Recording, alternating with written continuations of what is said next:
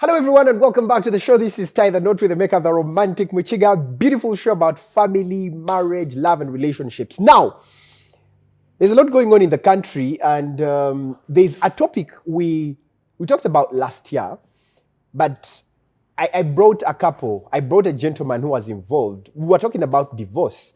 And this time I felt like I need to bring a lawyer, a person who has handled a lot of divorce cases.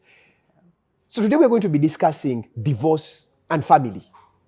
Ladies and gentlemen, a lot of divorce is happening. A lot of divorce is going on.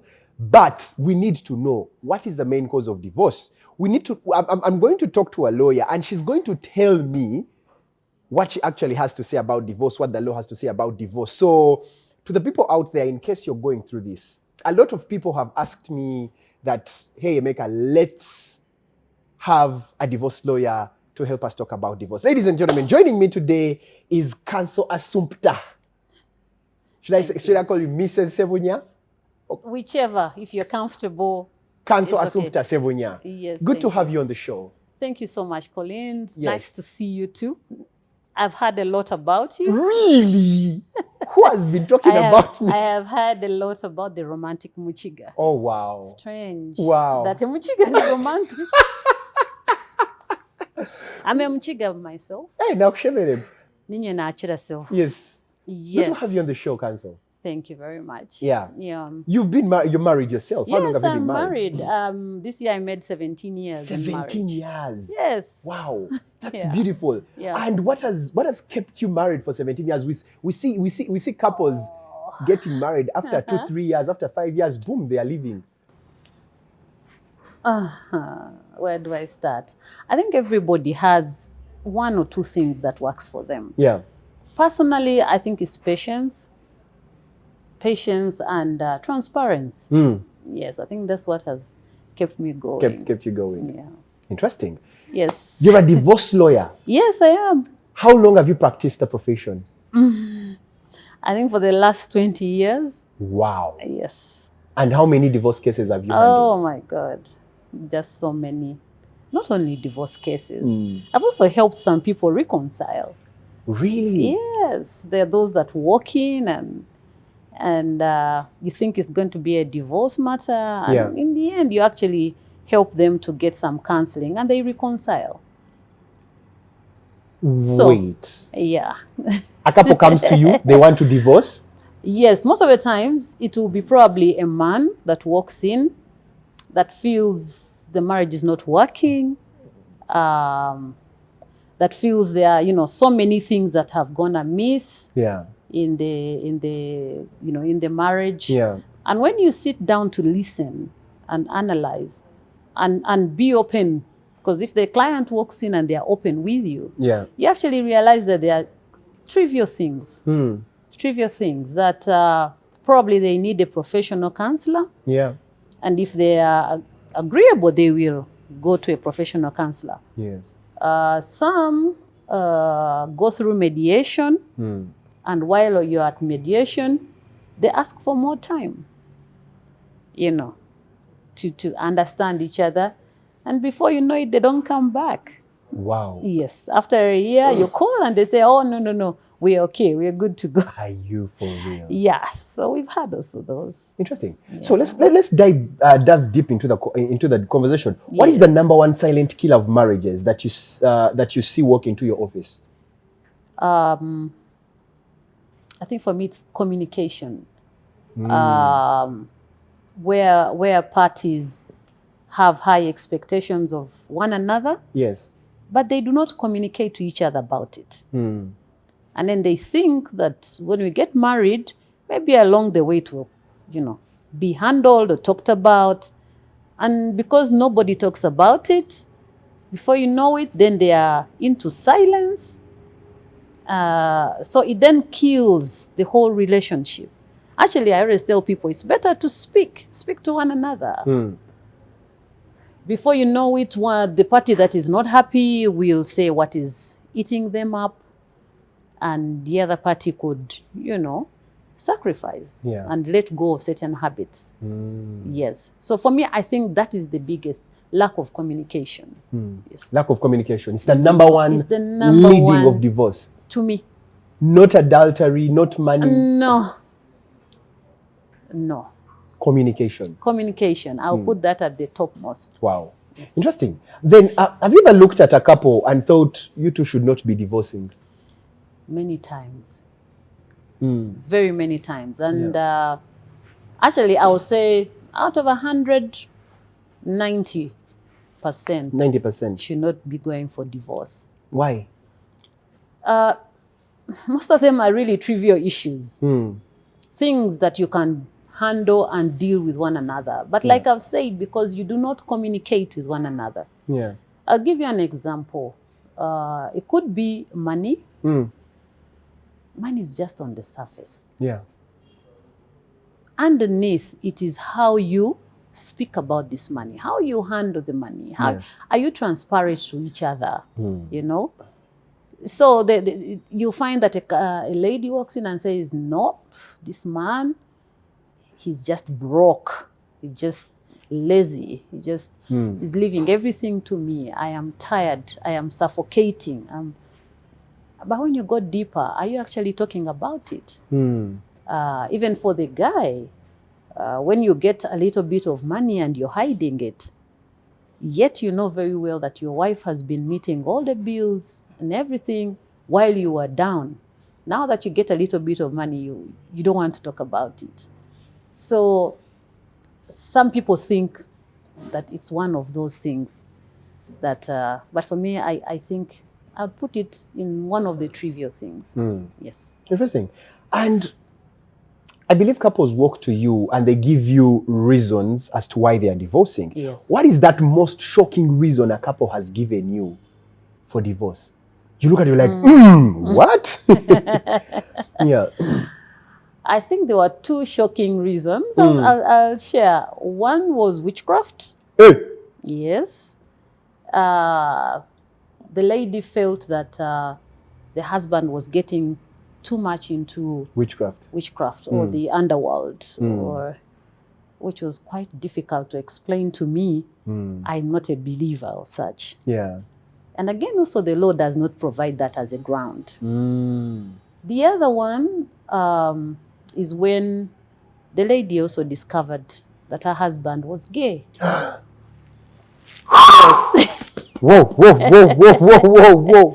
Yes. And he couldn't come out openly to speak about it. Yes. So it brings tension in the marriage. You already have children together, but your spouse prefers the other sex. You know. Yeah, that's a bit complicated. Yeah. So, and it affects so many people around you. Yeah. Yes. Interesting. And from your experience, what's that one mistake couples regret after signing the divorce papers? Where they failed to maybe mediate. You see, when someone walks into a lawyer's office for divorce, that person divorced a long time. In their mind, in their heart, they were already divorced. So they're coming to you to help them, should I say, legalize or complete the process. Now, they think that divorce will finally put away the pain or the stress that they were having. Yeah. But it is not. It will not. So, because they are so angry at each other, they have not allowed themselves to cool down. Because see, if you have a problem with your spouse, I always advise, first deal with yourself. Give yourself peace and be at that place where you are actually making a decision that you will not regret. A decision that you think is the finality of it all. Yeah. But when you come, because you're in the heat of the moment, you're very annoyed, you just don't want to listen to anybody. All you want is what you're asking for at that time. When you finally get it, is when then you regret. Because whatever was eating you up could have been solved in mediation. It could have been solved in counseling. But you see, for that to happen, you have to be in the right state of mind. Yeah. So I think that many people make decisions in the heat of the moment. Yeah. Then only to realize that they shouldn't have gone that way. They shouldn't have gone that way. But are there, you've talked about mediation and this whole regret, but are there some instances you look at and you're like, okay, these people need to divorce? What are some of those reasons you look at? Some of those instances you look at like, okay, yeah, however much I wouldn't want this to happen, but these two should be apart and live their lives. Yes. I've also met those ones, especially where there's cruelty. Cruelty, in effect, domestic violence. Yeah. People at each other, hacking each other every day and night. You know, at the end of the day, who actually suffers is if they have children in that marriage. Yes. That is not good at all. So for their own protection, you know, because they can no longer be with one another or even look at each other. Yes, I think they need to divorce. They need to divorce. Yes. Apart from cruelty and domestic violence, what other example do you look at and you're like, these people are supposed to be apart? They're not supposed to be together. I think I don't want to go into character. You find a lady who is hell-bent on a particular belief. And that belief does not support the general rules in a marriage. Yes. Okay? I have seen some ladies who are more like fanatics. All right? I mean, in a marriage where there's no emotional attachment, where there's no care, where there's no... What are you doing? You know, you keep saying that your Lord, you know, expects you to only give service to him. But when it comes to family, you're not there. You're not there. So I think you chose the wrong... institution. Yeah. I think you probably should have either stayed celibate and because if you're a priest or you just more a religious person, then keep it that way. I think that sometimes is a mistake. Yeah. Yes. Interesting.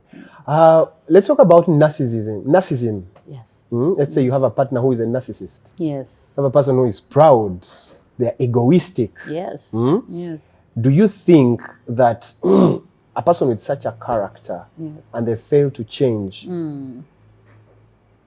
those are grounds also for divorce? Because there's always that emotional pain the partner goes through, and you can't go through that for the rest of your life. That's true. That's true. We've also met that. But like I said, the law is clear. The grounds for divorce are clear. But with generational change and growth, we've seen other things come up. Things like emotional torture. Yeah. Are not really spelled out. So I would probably carve it and bring it under cruelty. Because cruelty is not only the physical battering. It's the emotional battering. It's the emotional, mental. We've seen people go into depression when they're in marriage. So that is also, for me, is one of those examples of cruelty. As to how you bring it out and present it before the judge who is hearing this matter is another story. Yeah, something else. Because evidence of that nature is also not as easy. I mean, if there's a doctor who's been treating a guy, a husband, who's gone through depression as a result of the treatment from the spouse. Wow. You see, how do you bring that doctor to testify? Because they have their patient-doctor confidentiality. Yes, how do you bring it out there? So those are some of the things that I find are very unique and not that easy to bring out. Yeah. Many people don't want to speak about it. Yeah. especially men. Yes. I'll tell you that. Yeah, they're going through a lot. They're going in these through a marriages. lot, and they would rather keep quiet and drown themselves in alcohol, or rather keep quiet and find the family elsewhere, have another wife or 3 or 4. But that is not the solution. That's not the solution, because even where you're going will probably be worse than what you think. Yes. Interesting. So would like you to tell us what are the real grounds of divorce? Explain them to us. Yes. One is adultery. Adultery. You see, marriage in its definition is a union between a man and a woman. Yeah. And who voluntarily went through that to the exclusivity of others. Now, that if I'm talking about a Christian marriage, I'm talking about a civil marriage.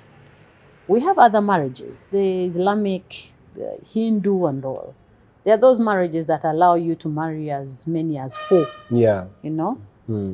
But also they have their particular guidelines on what must be followed. Yeah, so if someone is adulterous, it's a ground. It's a ground for divorce. If someone deserts you, we've had scenarios where they've deserted the home. A woman has left the home. Yes, she's left the home. You're not hearing from her, and I think desertion is 2 years. After 2 years, then you don't think this person is coming back. Yeah, it's also a ground. So the desertion has to be for 2 years. Yes. It can't just be 1 year. At least it must be 2 years and above. For the divorce to be granted. Yes, for it to be a ground for divorce, yes. And then cruelty, like I've spoken about. So those are the clearly defined grounds for divorce. However, you will note that at times we talk about irretrievable breakdown in marriage. You've heard about interferences in the marriage by in-laws. Yes. To the extent that the two can no longer live together. Not that the one is adulterous or cruel or no, but it's those things that come from where we come from. Yeah, the family. When you let people get into your marriage, and before you know it, you just can't speak to one another. Yes. Interesting. Are there signs that a marriage is already dead even before the partner files? Yes. So many marriages. What are some of those signs? I mean, you're living under the same roof. Yeah. You live in separate rooms. Both of you have your different schedules. You don't even check in on each other. You're not bothered. There's no care, It's just a roof where both of you come, and if you want to rest, you rest. You rest. You have children who now know mommy doesn't speak to daddy, and if you go and speak to mommy separate, to daddy separate, even when you're at home, you can't have a meal together. I mean, for me, I think you're already dead. Dead, yeah. Yes. So the divorce bit is just to formalize. To formalize, yeah. Yeah. And you're just not together. Interesting. Yes. And at what point should a couple seek legal advice instead of counseling? I don't know. Because the two move hand in hand. I don't see a scenario where a client walks in, wants divorce, and you're not doing a bit of counseling as a lawyer. Like I said, counseling is part and parcel of our training. Yeah.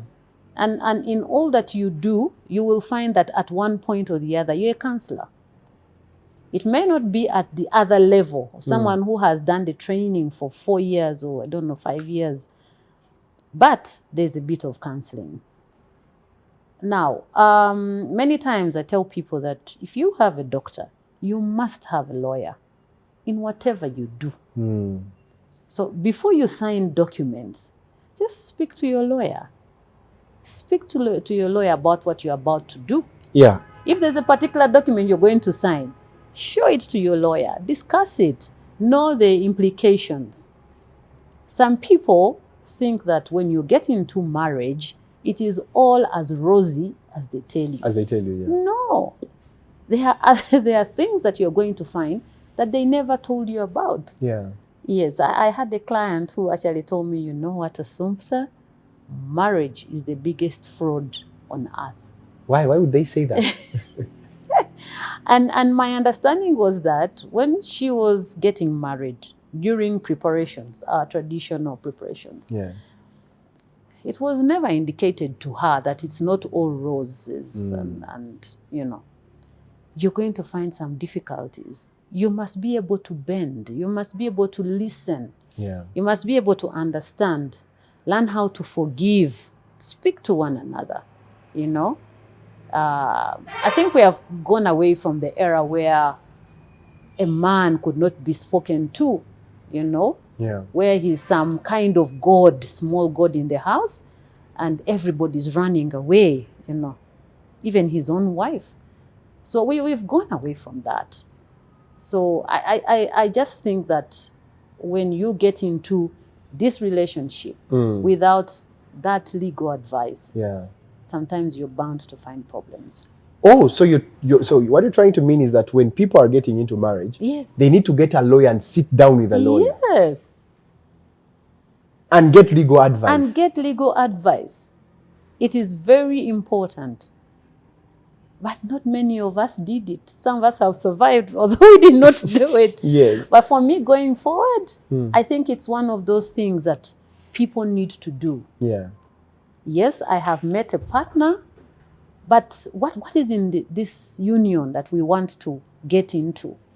Yes, the church will do its part. Sorry, I talk about the church because I'm a church person. You're a church person, yes. Yes, they do what they have to do, counseling and all. But then also there are legal issues that come with it, things like property, in the event that you get property, how do you want to handle it? Things like money, if it is in terms of business ideas, investments, how do you handle that? Even children. Yeah. Interesting. So you didn't tell us the number of divorce cases you've handled in the past 20 years. There must be many, over 500 divorce cases. But oh my God. Yes. You mentioned that you've also helped people Yes. get back together. Yes. I mean, when people come to your office, they walk into your office, they want to get a divorce. Yes. You're like, lawyers are like, money. But for you, Yeah. you've gone out of your way to say that, no, you do not need this. You've put money aside and you're like, no, let's get you back together. And people have gotten back together. Yes. So tell us, what are some of those cases you've looked at and you're like, okay, now these people, how have you gotten back people together who have come for divorce? Okay, I'll tell you, like I said, when someone walks in, their mind is already made up, But as you listen to them, you realize that probably divorce is not the first option here. Maybe they need a separation away from each other for a time being. Then they will appreciate each other. All right?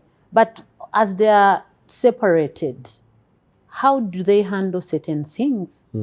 I mean, you have children, probably they've been doing business together, and remain as civil as possible, So then you help them in that. And indeed, you find that after a year, they're already back together even before you knew it, Because I'll give you an example. As you're growing up, I don't know, you have siblings. Yes, I do. Yeah, probably you had this nagging little sister or a brother. And you keep thinking, I wish this person was not in this family because they always disturb me. But the day that sister of yours goes to boarding school, I'm telling you that night you miss her. Yeah. The following day and all. And then you begin to ask, when are we visiting so-and-so? And for me, I want to bring it back home here as a couple. You've been living together for, let's say, the last 5 years. And you feel you're tired and worn of each other. You know why? Because it's a routine. It gets boring. But the two of you have never thought about putting a bit of spice in your marriage. you've never thought about changing certain ways you do things. Yeah. Yeah, because you have to remain interested in one another, you know. So, and that's why I said sometimes when you advise them, okay, can we do a separation? You help them with the separation agreement and the terms they are in, and before you know it, they get back together. Well, there are also scenarios where they don't. Someone says, oh why? Mponye. Mponye have survived you. I've survived you. And they don't get back together. Yeah, those scenarios have also happened. The other thing I need you to understand is that the courts also respect the institution of marriage. They are not as fast as running into divorcing people. No. Even when you file your documents, all right, you'll be given what they call a decree nisi, which lasts 6 months. The intention of that decree is to allow the parties some time to see whether they can reconcile, whether they can come back together, you know. And when that fails, then they will make it absolute. Yes. Interesting. So give us an example of a couple you've brought back together. Okay, so we had this one couple. Yeah. The lady was working with an international organization, with the UN. Yeah.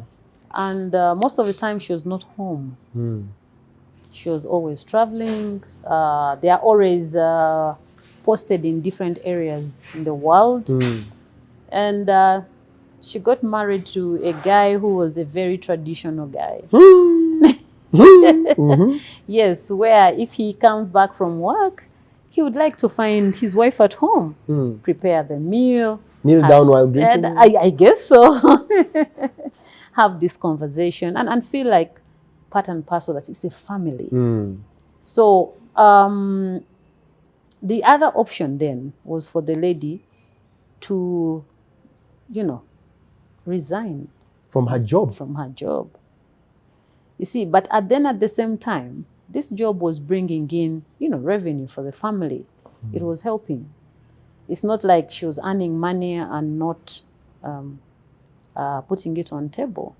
No, that was there. But the emotional bit, all right? And then I also think from our community, people will always ask you, but you say you're married, where's your wife? You know, so there are those pressures, whether it's peer pressure, whether it's pressure from your family, where you come from, whether they're saying, no, we can get you a wife who is there. Who is there? This one, Tali Wo, you know? So by the time the gentleman walked in my office, because I was actually representing him, and he wanted a divorce, all right? So we actually spoke about the advantages, what does he think this marriage, what good has it been, and where he feels no, it was not good enough. So, and in those interactions with him, because we said, fine, we keep talking about this, engage your wife through her lawyer, okay, and see, you know, where we can find a middle ground. So, and for me, how we managed to get these people together, the key issue was the unavailability of his wife. So what she did was to begin looking for work locally. Wow. Yeah. And I think when she got that, then that is what helped them. Wow. Yes. Did she get like a better job also? It was a good job, but not at the level where she was. Where she was. Yes. So all the man needed was availability of his wife. Yes, he wanted her there, and said he's never failed to provide for the family. So it's not just about the money, but the two. And I think he also had a point somewhere. Yeah. Yes. Interesting. So, Counsel, do people really change after marriage, or does divorce simply reveal who they've always been? I don't think they change after marriage. I think rather it just shifts you in a different direction. When you are single, you are single. When you get married, you're now with another being. And you know, when you're blessed and even children come in, it is a totally different dynamic. Things that you used to do when you're single, you can no longer do them when you're married. Now, when you divorce, you're divorcing because you feel there's something that was just weighing you down and you're not yourself, you know? So you think that by getting divorced, it's going to go away. Yeah. I don't think it goes away. I think it's like when you're in pain and you take a Panadol and it soothes your pain. Yeah. All right? But when you wake up, it is still there. Why? Because in essence, what divorce did was just take you away from this scenario and put you in another, but did not solve the problem. Yeah. And that's what many people don't know. It is my own analysis. Yeah. Someone may beg to differ.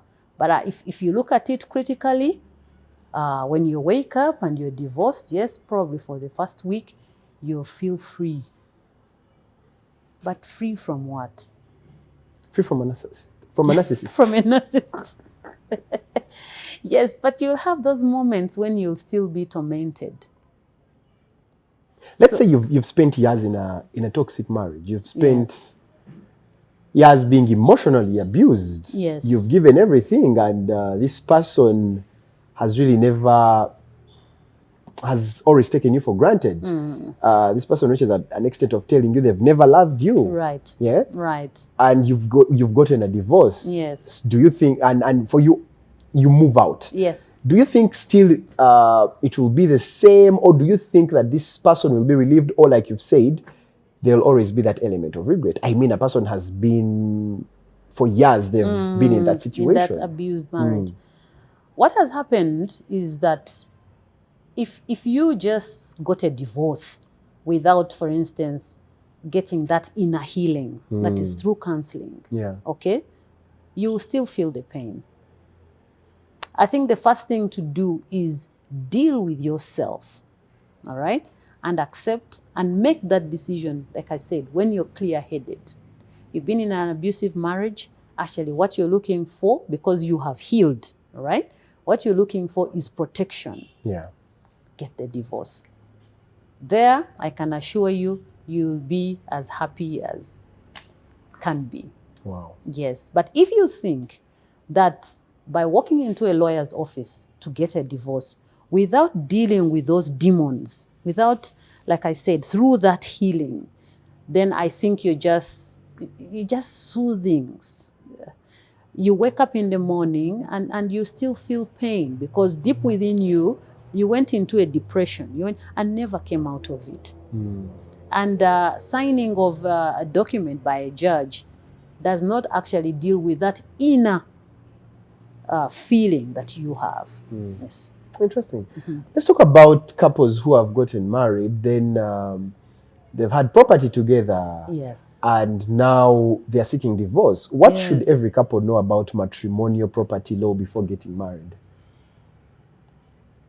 All right. Property has been very sensitive issue. Yeah.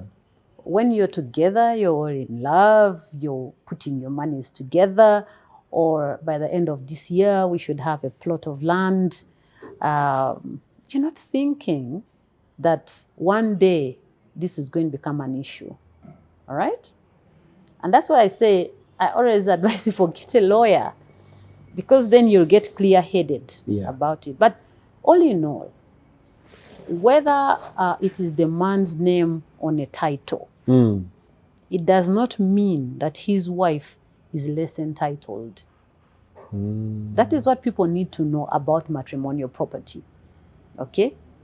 It will be contested.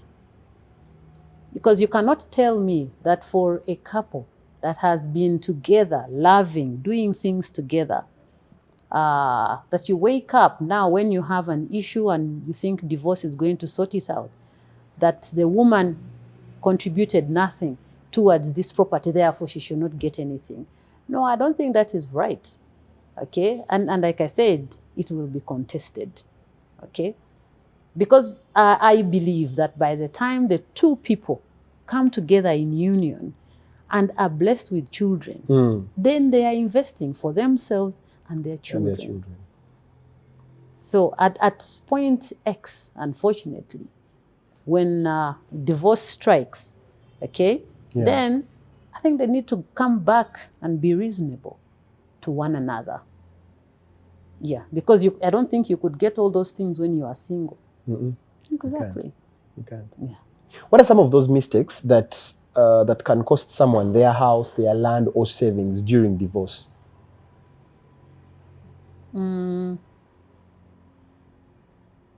You know, where you're not documenting things. We're not documenting things. Yes. We are humans and we change with the season. Yeah. So one of those things that you can do to protect yourself, learn how to document. There are people who are very good at journaling. There are Yeah. people even who are very good at attaching receipts and have evidence, you know. So even when you say, we are going to invest in a property, sit down with your spouse and communicate clearly about it. You see? Yes, the property is, let's say, 100 million, okay? And the man says, oh, by the way, I have 60 million. But this is a property that would help us. The woman could probably come up and say, well, I have only 10, but I can ensure that I do what? I pay maybe the other 30 with time. And you agree, you know? But you see, that is where we have reached now. Because originally, I don't think our ancestors used to do such things. No? No. We grew up knowing that a man will look after you as a woman, which is not the case these days. Men want to be looked after. Yes. Yes, we grew up knowing that if I get an inheritance, for instance, from my side, my father has given me something, okay? It's not necessarily yours as a man, as my husband. No, it could be my contribution in marriage, you know? But now we've seen men or husbands who want to fight for property from their wife's side. Yeah, we've seen. Wait, the wife's family? Yes. And the man wants to You fight know? for their property? Yes, we've seen that. What? Yeah. In scenarios where, let's say, your wife passes away and a distribution was being undertaken of the estate of her late father, and you find the man is at the forefront, you know. Wow. So, like I said, things have changed, and we have to find a way of how to live with each other in a more civilized manner. Yeah. Interesting. And what are some of, what rights do spouses often ignore or misunderstand in marriage? In marriage. When it comes to property? When it comes to property, what I have seen, the men will always feel more entitled to the property than the woman. Oh, she's decided to walk out, let her go. Even to be angabireke. He even refers to it as even to be ange. You know, you forget that they were together while they were doing acquiring this property and doing these things together. Yeah. Yeah. So those are some of the mistakes, you know. Or also a wife feeling he's the one who has a problem. He's moving out. Therefore, all the property is mine. That's a wife? Yes. Because I'm going to look after all the children. I must, you know. What about him? He also needs, because he's going to continue his life. Yeah, something that is going to help him in his life. So that's why I'm saying that self-entitlement also, it's getting embedded in us as human beings. And I think it's wrong about material things. Yes. Interesting. Now, let's say a woman walked into a marriage and found a man with his property. Yes. Yes. He had built his house, he had acquired his land, he had his property. And they are divorcing. Is she entitled? No. To his property? No, because that is property that was acquired before marriage. Let's say during the marriage, a man has acquired his property with his own money, all right, without the wife. Yes. When they are divorcing, is she entitled to the property? Yes. Why? She'll be entitled to, because, you see, it is believed that when you marry, okay, certain things change, like we said. If she was a housewife, it's probably a sacrifice that she took or undertook to look after the family. Yeah. Create a conducive environment. You come from work when you're tired, you're looked after. You even have someone to speak about, instead of building a one house on this land. No, we see it's more lucrative, probably put an apartment, things like that. Because you have someone you're speaking to. You have someone who is looking after you and putting you in a good mental state to do some of these things, to even climb the ladder. Why wouldn't you want her to take something? Because divorce means that you reached somewhere and you are not agreeing. But that does not take away the relationship. Actually, like I said, if you have children, there's still a relationship. That person who's your wife, who's a mother to your children. Yes, you've divorced her, she's no longer your wife, but she remains a mother to your children. Yeah. Interesting. So for me, I think that it's only greed that would make people think that way. Again, on the other hand, I don't advise women who want to take everything. You did not make any financial contribution, but made contribution in other ways, maybe supervising the sites, doing what. Then during divorce, you want all the properties and saying the man should go empty-handed. I don't think that's right. Yes.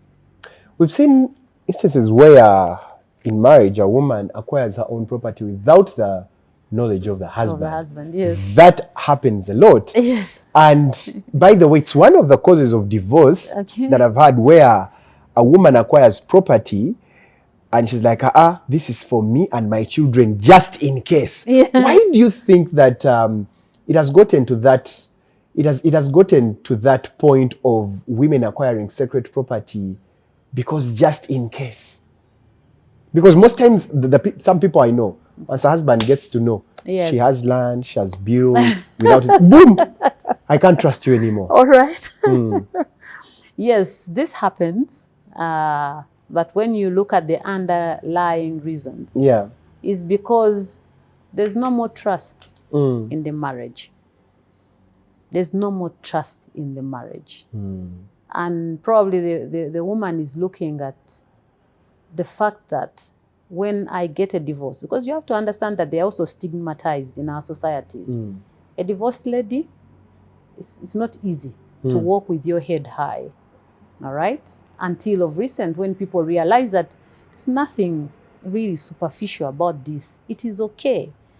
So you find she says, okay, I will stay in the marriage for the sake of the children.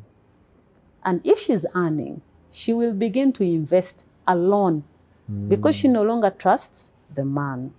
Either the man has gotten another woman, the man is just producing all over the place. Even when he has his earnings, he's not being transparent, So then also the woman will withdraw. She will no longer be transparent about what she's earning. To make you laugh, I handled the matter where the property that this couple was living in belonged to the woman. And he did not know. Wait. And he was paying rent. You've handled such a case before? No, wait, Counsel. We've had such stories before. And they are true? Yes, they are true. They were renting a house. Yes. That belonged to the woman. Where was he paying the rent? To an account, a company account. But he had never known that actually even the company belonged to the woman. His wife. So how did he get to know that the house belonged to the wife and the company belonged to the wife? I would say because of haters. These friends that we have. Yes. In your marriage, you have friends. There are those who know so much about you. They're the very ones who transmit information to the other spouse. So they transmitted information to him? Oh, yes. And what happened? Yes. So, of course, with confrontation, the wife was not willing to give information. But when he finally came to my office for a divorce, of course, we always have those pre-meetings with the other side. And only for us to understand as lawyers that all this was as a result of information that he had gotten. But again, the relationship had already been damaged because there was no more trust. Trust, yeah. Yes, and the lady was very clear and said, I cannot be investing with him anymore because he has another family.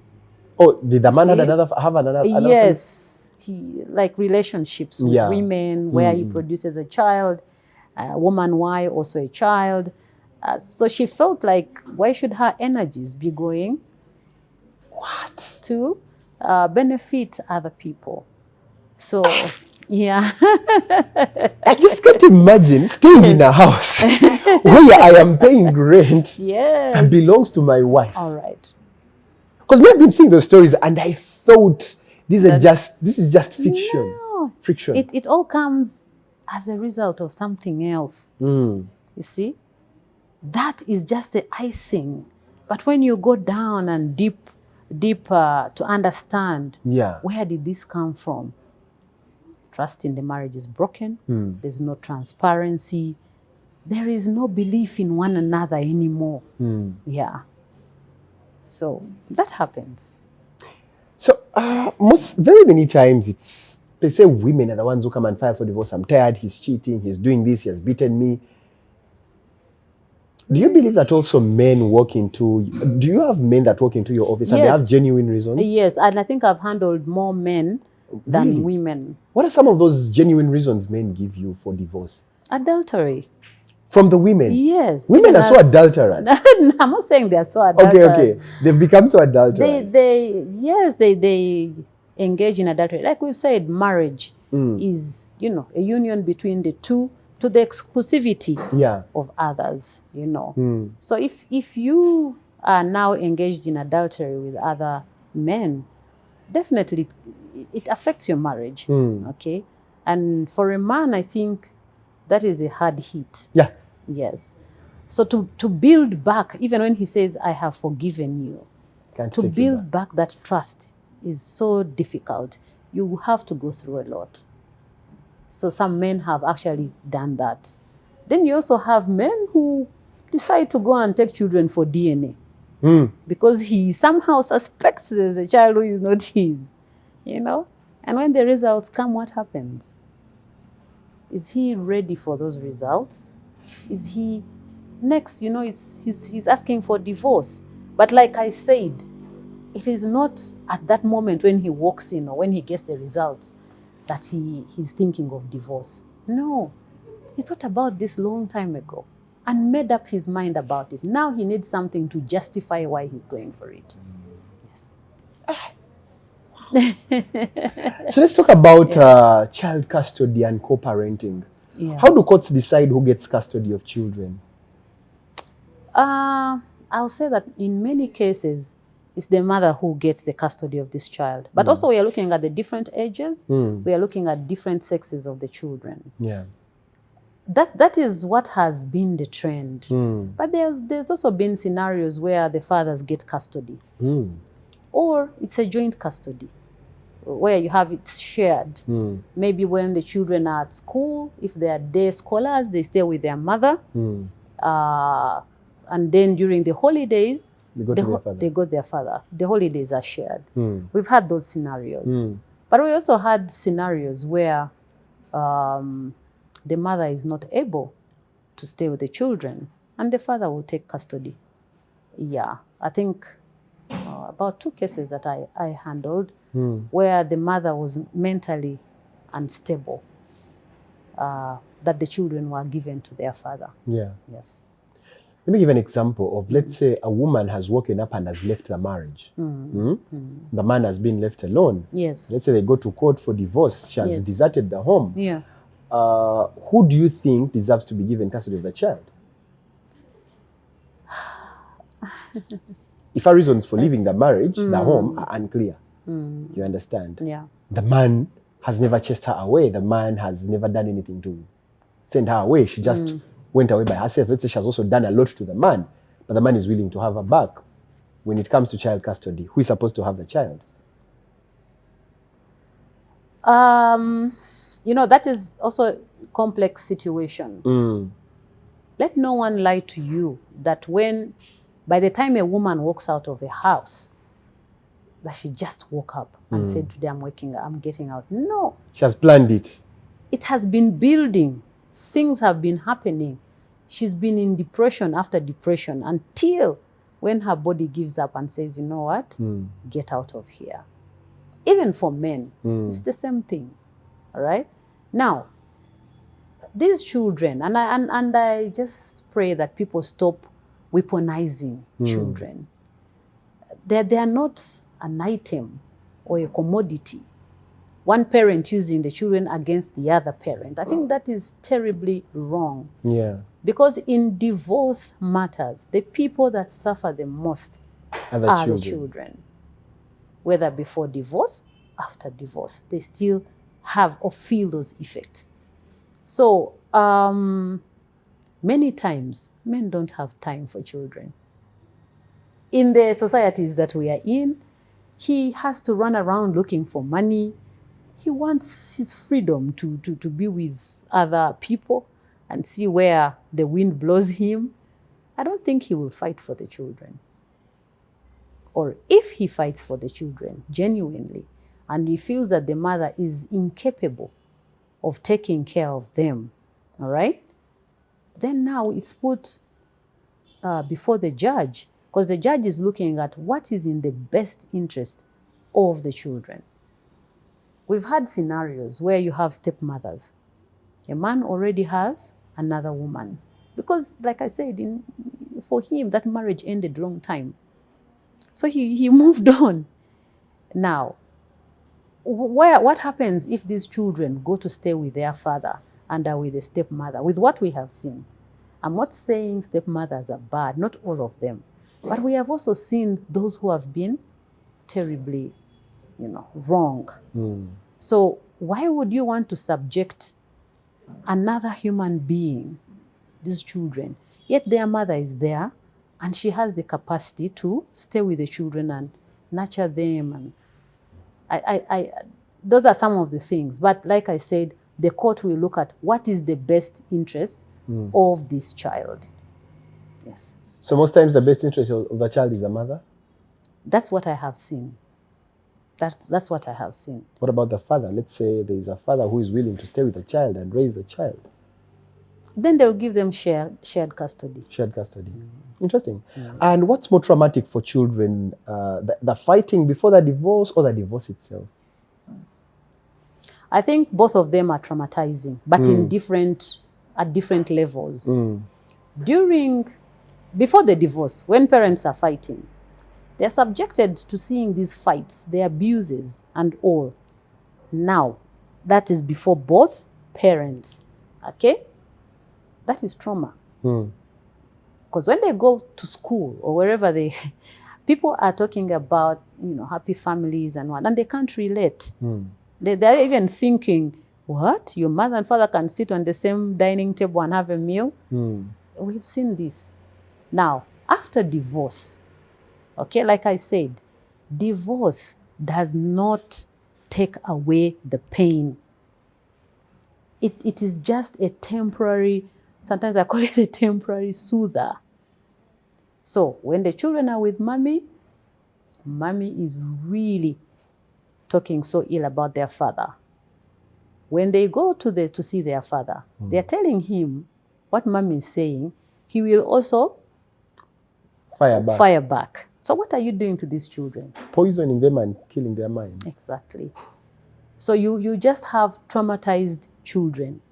And for me, I see it as a very terrible thing, because going forward or for the future, you're going to have citizens who are traumatized. You're going to have citizens who are like lunatics if we, the parents or the families, do not do something. So I would just only say they should stop weaponizing children. Yeah. Interesting. So do fathers in Uganda have equal chances in custody cases? Yes, they do. Yes, they do. For as long as you're a biological parent, your rights are equal. Yes. Just like you have custody of the child, the mother also has custody of the child. Be it maintenance of the child, it's also equal for as long as both of you are earning. Earning. Yes. And what is the healthiest co-parenting arrangement you've seen? The healthiest has been where children are staying with one parent for a longer period. It gives them stability, you know. If, let's say, the court has given custody to their father, so they grow up in an environment that is more stable, unlike, spending 2 nights with your father, then 2 nights with your mother. Okay, they can't settle anywhere. That movement is... Yes, and different homes, different rules, practices. So for me, I think the safest is where you have one primary custodian or parent. When they are in school, the children are with that particular parent. Then during the holidays, they can always visit the other parent, or the other parent has visitation rights. They could say, this weekend we'll go to the park, let the children come, because they also need to know both parents. Yes. Interesting. And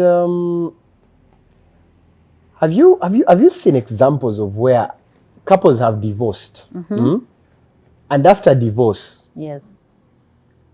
they've divorced, and after divorce they get back together? Oh yes. Oh yes. How is it always like? I'll tell you, there's even one that invited me for the ceremony. They were married in church, and then they divorced. So definitely they would not go back to church. So now it was before a registrar of marriages. Yeah, and I was invited, but that was like about 10 years after they had divorced. Wait, what? Yes. Yes. They divorced and got back together after 10 years? Yes. Yes, they did. Now, let me ask a question. In these 10 years, did the man get children? Did the woman get children? Did they get other people? I didn't go into the details. I received the card, I attended the ceremony, and congratulated them. Wow. But, like we said, as humans, we get bored. We think probably out there's better fish than what we caught. Yeah. And then we want to explore. As in terms of the effects or consequences, you're not thinking. You're really not thinking. Now, when you're given that so-called freedom, you get there and you realize it's worse. You know, fate brings you back together, meaning you are supposed to be together. Do you believe that a narcissistic person can change? No. He or she cannot change. Now, if you've been married to that person and you're like, you know what, enough is enough. You've been staying alone and you're like, you know what, I think I've learned to stay without you. Yes. And they get a divorce. Yes. For a person who has been married to a narcissist, do you believe that there is better for them? Yeah, I think there's better for them. Yeah. Also depends. There are those who divorce at a much later stage in life, where they've seen it all. And probably the best thing for them now is to just stay alone.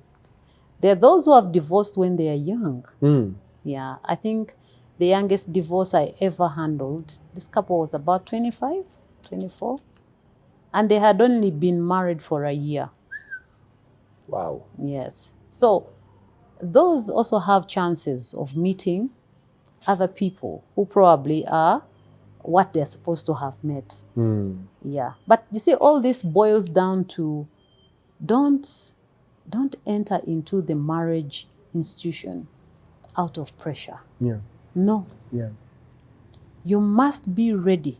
Prepare yourself mentally, health-wise. I don't know what. Prepare yourself before you get in there. And don't be deceived. Marriage is what you make it. Yeah. If you decide that you're going to have a happy marriage, I can assure you that you will look for that person that makes you happy. Yes. Interesting. So, as we're concluding, what advice would you give couples who are at the age of divorce but want to save their marriage? One is have a personal healing. Don't look at the other person. if it's a lady, and you feel you have reached the beam of them all, first have your internal healing. Go back, some people call it solitude, and re-examine yourself so that you make a decision when you're clear-headed. Because divorce does not take away the pain the way you think it's going to. And when you do that, when you get that healing, you get good counseling, and still feel that you should be divorced, I think then you're in a good place. But don't rush. Even for the men, don't rush. You think that the woman you've been living with for the last 10 years is the devil on earth. Just because you are seeing younger ones, because every day beautiful ones are born, what we call beautiful. But holistically, you're getting someone else to understand you or you to understand them. It's not that easy. So first get that personal healing and then move on. Either save that marriage or divorce, because divorce will really protect you. What if one party has fought so much for the marriage, yes, and the other party is not bothered? Then you're in the wrong place. I think the best thing is divorce. You could try separation. even during separation, yes. I've seen people fighting so hard. Yes. Yeah. Fighting so hard to save it, but one party is like, nah. Yeah, not bothered. And you've seen all those signs and what. I think then come back to yourself and let it sink in your head that this person is no longer interested in me. Therefore, I need to move on. Yeah, you must be able to convince yourself. Yes. What conversations do you think couples should have before marriage to prevent future divorce? Collins, that's a difficult one. Yeah, we need to have this. What conversations? That's a very difficult one. What conversations do couples need to have? Yes. Before they get into marriage to avoid divorce in the future? You see, divorce only comes to those who are married and who have legalized the marriage. Again, you have people who have been cohabiting and they think they are married. Yeah. No, those ones are not married. So we are not counting those ones who separate, who are living together in that funny arrangement. But I'm talking about now those that want to legalize that marriage. Yeah. Why do you want to even get married? You see, you must have a goal. You must have, in that mission of yours in getting married. You see, if you don't understand it and realize that this person that I have chosen is actually going to walk the journey with me, then I think you're making a mistake. So, like we said, marriage should not be pressurized. No. It is a commitment, and which is not such a simple commitment. So, in all this, I have mentioned that just like you go to a doctor, have a lawyer. Speak to your lawyer. Yes, we intend to get married. We want to have a civil marriage. What does a civil marriage entail? Like I said, there will be all these singers and kojas who will have talked to you about marriage. Oh, Bufumbo, you have children, you have this, you have this. We've seen scenarios where people get married, but while in the marriage, they realize they don't want to have children. Or one spouse doesn't want to have children, whereas the other one wants children. I mean, these are things they never talked about. So, and that conversation, which is candid, if you cannot have it just the two of you, then involve someone else. So that you have that conversation and you know that this is what we want to do. Yes. What habits protect a marriage from reaching your office door? Communication. Communication. Hey. Communication Oh my is goodness. very important. Yeah. Yeah. If you're married, irrespective of the fact that you see each other every day, please communicate. And now with technology, there are all these ways of communicating. Check on your partner. Find out how they are doing. You know, your partner could be having such a bad day at work that he wants to even kill himself or kill herself. But just a small message from you could save the situation. You know, show that you care. You know, they keep saying that money is what makes marriage, right? No, money is just a greaser. Communication. Communication is what makes the marriage. And bad communication is what kills the marriage. Exactly. Because if you know, for instance, that end of this month, December, you do not have any pay coming in, as an example, why wouldn't you discuss it with your partner?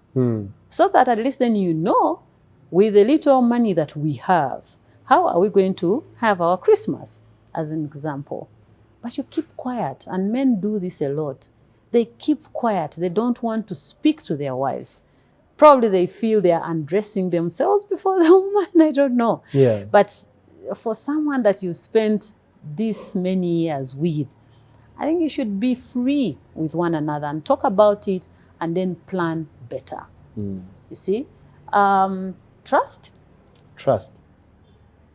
Learn to keep the trust. Let no third parties come in to tell you things about your wife and you're up in arms running, thinking that's... No. Okay? Protect your partner against each and everything. Actually, instead of fighting with your partner, fight for your partner. Yeah. Interesting. Lastly, prayer. Prayer. Prayer. Whichever religion that you follow, always remember to pray together. Wow. Yeah. If you could change one thing about how couples handle conflict, what would it be?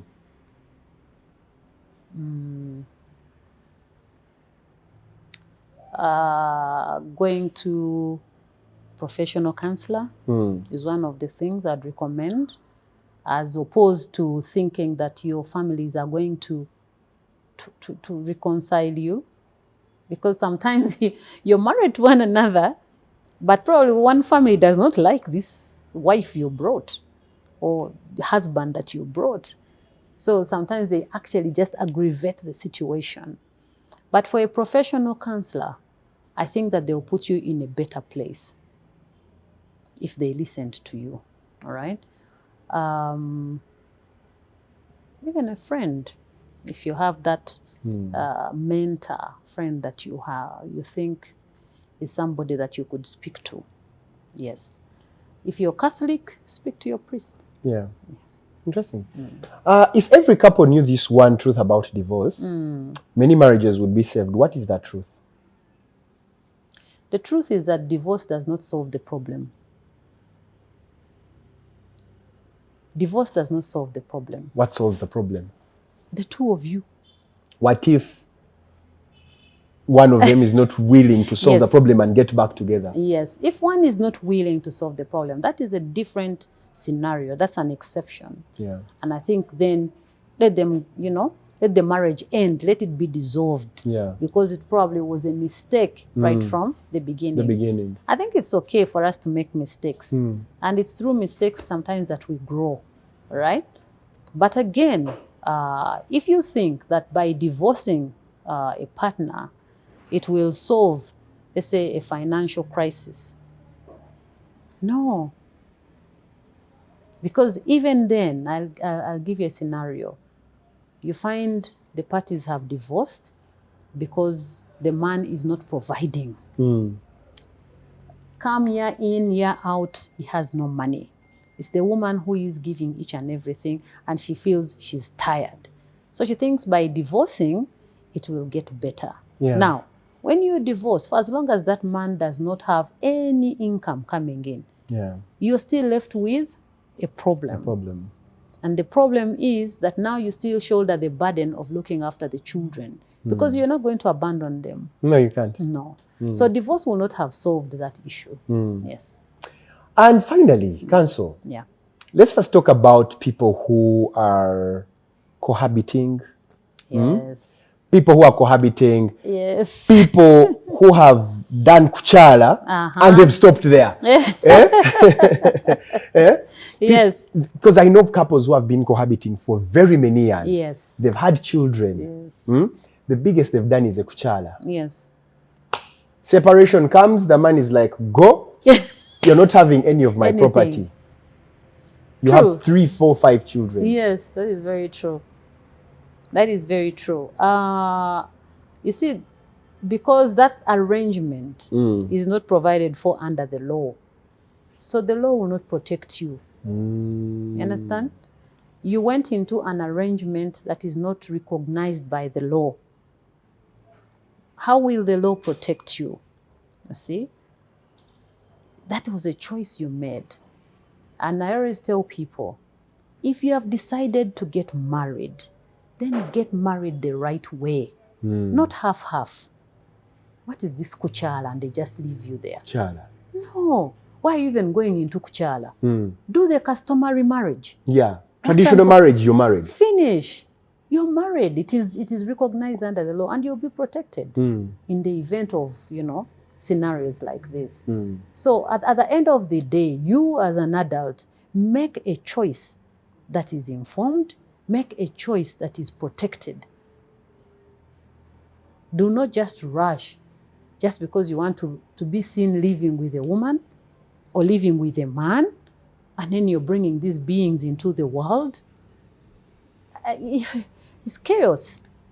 It's chaos, yeah. Interesting. Yeah. And for people, who have, there are instances where marriages start off by she got pregnant, Yes. they've organized the kuchala small there, and they end there. Yes. 10 years later, you have 5 children. Man gets another one, leaves you. What do you have to say about those ones?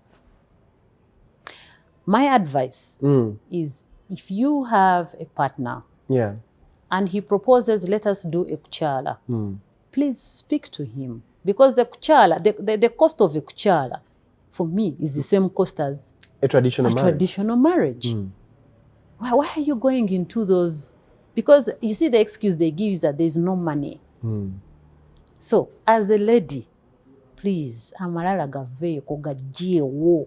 keep saying this, and be realistic.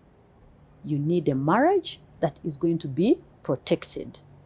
So, go ahead and have your customary marriage, And so tomorrow, if you have a problem and you're running to the authorities, people have where to refer in order to defend you. Yes. Wow.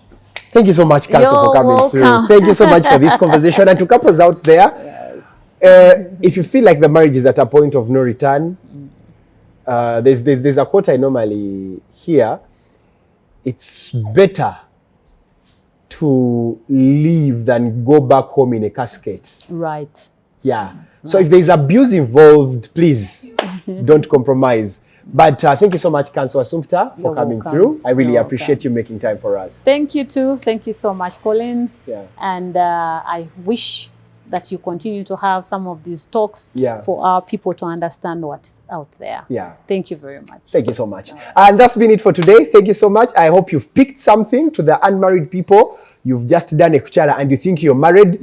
Sis, you are not married. Till next time, God bless you. Bye-bye.